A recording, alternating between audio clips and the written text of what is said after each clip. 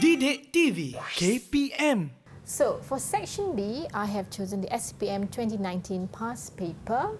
It's an essay question 3 on Pride and Prejudice by Jane Austen. Now, the question here is, with close reference to Pride and Prejudice, discuss how the social status of women is reflective of the historical context during Austen's time. I have to admit that this essay question requires a lot more than just the excerpt as we've given in section A. This is the place where students actually combine their own knowledge about the novel with their extra reading based on other sources, like we have mentioned earlier. Again, the essay requires this structure.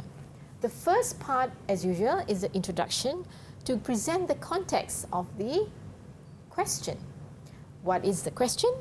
Outline the historical context during Austen's time, where social status is actually important, paramount in 19th century England, which is the setting of Austen's novel. For this part, students are actually given the freedom to write more, to actually share their knowledge outside the novel, because the intent here is to discuss how the social status of women is reflective of the historical context during Austen's time. The keyword here are the keywords are the social status of women, how does it reflect the historical context during Austen's time, and you know here the mention of the author, namely Austen. Now, all these three keywords then should be in your body of the essay. Like I've written here, the social status of women, which reflects the historical context during Austen's time. Number 1, women with no financial status have difficulty getting married. Here, you need to name the characters, the female characters who represent the women and relate it to their social status. In the novel, we have the Bennet sisters, Jane, we have Elizabeth, we have Charlotte. You show some examples of different conditions of finding the right partner and happiness. Okay? For the second answer, at this point in time, during Austen's time, the historical context was such is that women were denied education. They were denied access to business and action. Therefore, their choices in life are more limited. So here is when, as students, you can actually relate what happens outside the novel with the novel itself. And here you focus on the plot of the novel. All right. The third point is women who are independent, who are studious or studious for some people, and talented, were not regarded as feminine. And then you give example of a character from the novel who may not be reflective of that time, but who are actually written in the novel by Austen. And Elizabeth Bennet is seen as not following decorum because she is independent. Apart from Elizabeth, you can also refer to other characters or other sisters of the Bennet sisters. For example, Jane, who went on to find her own partner in marriage without being chosen by her own parents, without him being chosen by her family members, and which she chose to fall in love with her own partner. For the conclusion then, you round it out and then you refer to the introduction and the question again. The social status of women is reflective of the historical context during Austen's time through the characterizations of the Bennet sisters in their quest to find the richest man to be married to.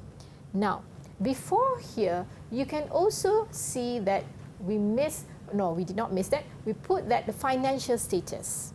Because if you know the novel, it has the most famous first sentence from chapter 1, and I'm sure you know this, it is a truth universally acknowledged that a man who has good fortune is in want of a wife. Therefore, finance part here is then related to the conclusion, meaning they have to find the richest man during the time to sustain their lives, because remember, they do not have access to education, they do not have access to earning their own money, and they are not, unfortunately, independent. So, remember, students and candidates, you must know the novel very well. You must know the plot, you must know the theme, you must know the settings, and you must know the symbols and other literary techniques involved in order to answer this part, section B. You must be able to use the most appropriate examples from the novel to support your points, all right? And then don't try to spot questions, okay?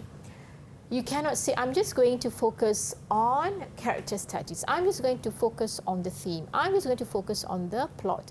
Please don't do so, because doing so will limit your ability to write really well, to answer the question really well, and score an A. Okay? All right, Dr. Aida, to answer this question, how would the format or the structure of the answer for our candidates should be? Thank you, Hanif. That is very important. Now, previously, we have come across some students who actually answer by putting bullets like myself, yeah, in here. But this is actually an essay question. So an essay question must be structured accordingly. It has to have an introduction, 1 paragraph or 2 paragraphs at the most. It has to have the body. Like I said earlier, a minimum of 3 questions, a minimum of 3 points or a maximum of 5 points. And in each of your points, you must support it with examples from the novel. The difference between section B and section A, which is critical appreciation, is that critical appreciation requires a direct quotation from the excerpt. But for this section, you do not need to do so. Instead of retelling the plot, you can give examples, meaning scenes from the novel, in order for you to support your point.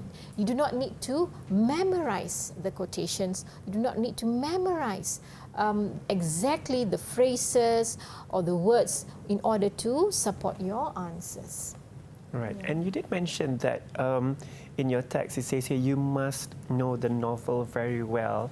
I believe, based on the context of this question, which says, discuss how the social status of women is reflective of the historical context during Austen's time. That would mean we would need to really understand the characters, we would need to understand the setting, and definitely the plot and all other values, I think, in relation to this novel to really be able to answer questions in this section. Yes.